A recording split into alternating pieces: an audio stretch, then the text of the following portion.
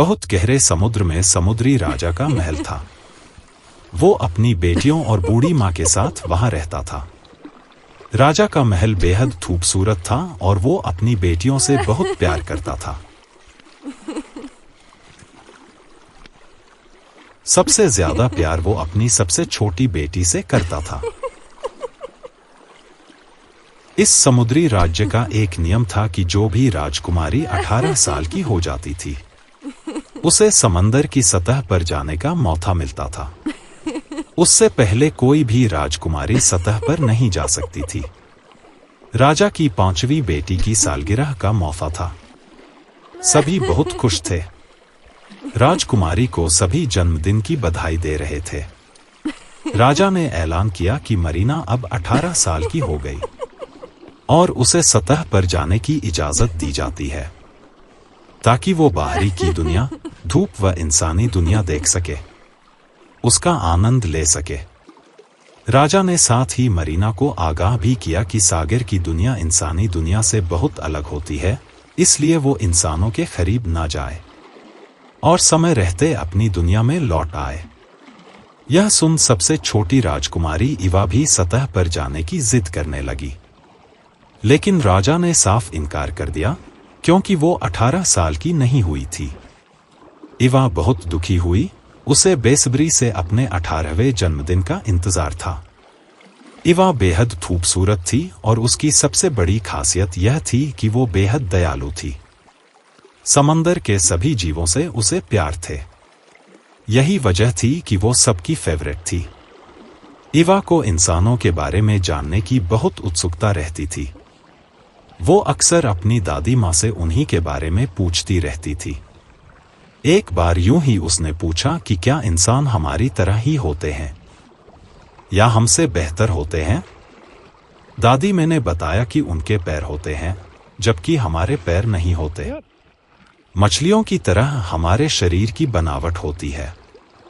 इंसान बहुत प्रदूषण फैलाते हैं, इसलिए वो हमसे बेहतर नहीं होते। इवा ने जानना चाहा कि क्या इंसान हमसे ज्यादा जीते हैं, तो दादी माँ ने समझाया कि वो 100 साल से ज्यादा नहीं जीते, जबकि मरमेड्स 300 साल तक जी सकती हैं और मरने के बाद वो समुद्री झाग बन जाती हैं। लेकिन यदि हम जीवन भर भले काम करें तो हम अमर हो सकते हैं और हवा की परियां हमें स्वर्ग ले जाती हैं उनके साथ रहने के लिए। इवा का 18वां जन्मदिन आ गया। उसे सबने बधाई दी। वो खुद बेहद उत्साहित थी। आखिर जिस पल का उसे इंतजार था वो आ गया था। राजा ने कहा कि मैं तुम्हें बाहरी दुनिया दिखा लाता हूं, पर इवा ने कहा कि बाकी सब अकेले गए तो वो भी अकेली ही जाना चाहती है। इतने में उसके दोस्त श्रिम्प ने राजा से कहा कि वो उसका ख्याल रखेगा। राजा ने कहा कि सूर्यास्त से पहले लौट आना। इवा तेजी से सतह की ओर चल पड़ी। बाहर आते ही वो मंत्रमुग्ध हो गई। इस नई अनजान दुनिया ने उसे मोहित कर लिया। इतने में ही उसे एक जहाज नजर आया जिसमें एक युवक था। उसने श्रिम्प से पूछा कि ये क्या चीज है।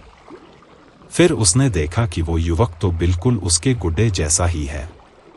श्रिम्प ने बताया कि वो राजकुमार है और शायद अपना जन्मदिन मनाने आया है।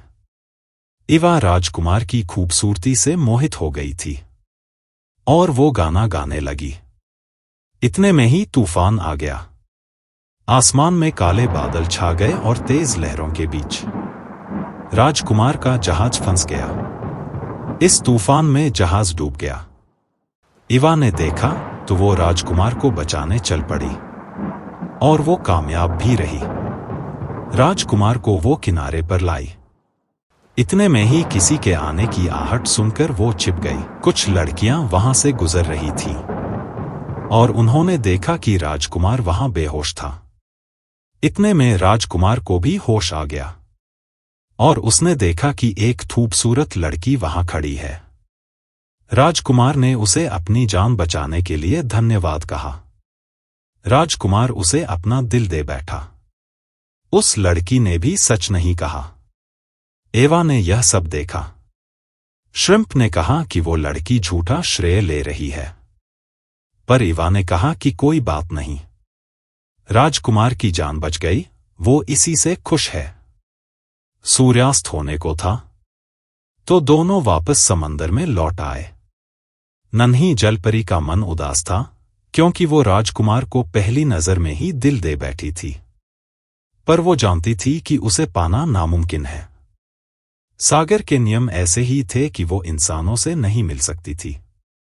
श्रिम्प ने नन्ही राजकुमारी की हालत देख उसे एक उपाय सुझाया। वो उसे समुद्री डायन के बारे में बताने लगा, लेकिन उसने आगाह भी किया कि इसमें बहुत खतरा भी हो सकता है। लेकिन नन्ही जलपरी को तो बस राजकुमार को पाने की धुन थी। वो चल पड़ी समुद्री डायन से मिलने। समुद्री डायन ने अपने जादुई गोले में देखा कि लिटिल मरमेड उसकी मांद की ओर आ रही है। इतने में ही गोले में से एक भविष्यवाणी हुई कि राजकुमारी सबसे प्यारी और भावुक मन की है। वो अपने अच्छे कामों की वजह से एक पवन परी बन जाएगी और उसी वक्त तुम्हारे पाप खत्म हो जाएंगे और तुम्हारी मृत्यु हो जाएगी। डायन ने कहा कि ऐसा कभी नहीं होगा। इतने में ही राजकुमारी डायन तक पहुंच गई और उसने गुजारिश की कि वो इंसान बनना चाहती है। डायन ने कहा कि उस राजकुमार के लिए ऐसा करना सही नहीं, क्योंकि ये तुम्हारे दुखों का कारण भी बन सकता है। एवा ने कहा वो हर कीमत के लिए तैयार है। डायन ने कहा कि मैं तुम्हें इंसान तो मैं बना दूंगी, लेकिन तुम्हारी आवाज छीन लूंगी। तुम्हें राजकुमार का दिल जीतना होगा।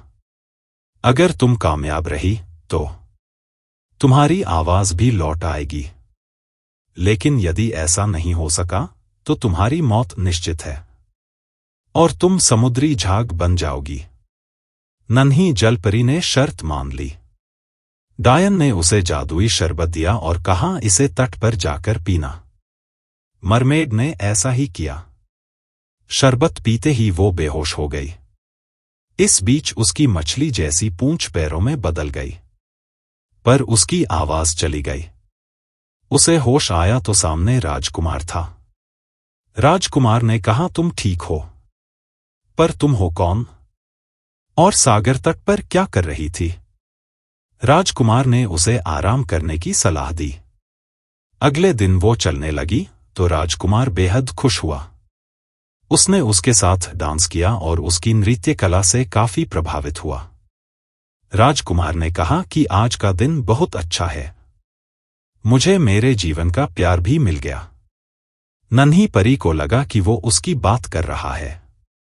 इतने में ही राजा का आगमन हुआ और राजकुमार ने राजा से उस लड़की का परिचय करवाया जो उसे तूफान वाले दिन मिली थी। राजकुमार ने कहा कि इसी ने मेरी जान बचाई थी, मैं इससे शादी करना चाहता हूं। राजा भी मान गए। लिटिल मरमेड का दिल टूट चुका था। यह सब देख श्रिम्प ने सागर में जाकर राजा को सब कुछ बताया। राजा ने सागर की देवी से प्रार्थना की और सतह पर चला गया। एवा की बहनें डायन के पास गई ताकि वो अपना श्राप वापस ले। डायन खुश थी कि राजा की बेटियां उसके सामने गिड़गिड़ा रही हैं। फिर डायन ने कहा कि उसके पास एक उपाय है, लेकिन उसके लिए एवा को राजकुमार की हत्या करनी होगी। यदि लिटिल मरमेड इस जादुई खंजर से राजकुमार को मार देगी तो उसे अपनी जलपरी वाली जिंदगी वापस मिल जाएगी। उसकी बहनें वो खंजर लेकर सतह पर गई। सबने देखा इवा अपने गुड्डे के साथ सागर तट पर एक पेड़ के नीचे उदास बैठी है। राजा ने उसे आवाज लगाई। इवा बेहद भावुक हो उठी। राजा ने इवा को वो खंजर दिया, पर इवा ने कहा कि वो राजकुमार को नहीं मार सकती, पर अपने भावुक पिता और बहनों को देख वो खंजर ले लेती है। वो राजकुमार के महल तक गई, पर वो राजकुमार को मार नहीं पाई क्योंकि वो उसका प्यार था। वो लौट आई, अपने पिता और बहनों से माफी मांगी। इवा ने कहा कि अब मेरी मौत निश्चित है, आप सब मुझे माफ कर देना। मैं अब झाग में बदलना चाहती हूं, इस दुनिया से जाना चाहती हूं। इतना कहकर वो समंदर में कूद गई। इतने में ही एक चमत्कारी शक्ति ने उसे खींच लिया और उसने देखा कि सामने पवन परी है। राजा बेहद खुश था कि उसकी सबसे प्यारी बेटी की जान बच गई। राजा ने परी को धन्यवाद कहा। इवा समझ नहीं पा रही थी। परी ने बताया कि हम आकाश की परियां हैं और तुम अब हमारे साथ परी बनकर रहोगी। तुम्हारे उदार मन और सागर व इंसानों के प्रति प्यार को देखते हुए ये तुम्हारा इनाम है। तुम भविष्य में इंसानी रूप में भी जन्म ले सकती हो। लिटिल मरमेड ने सबको अलविदा कहा और अपने राजकुमार से भी कहा कि अगले जन्म में तुम ही मेरा प्यार बनोगे। मैं हमेशा तुमसे प्यार करूंगी।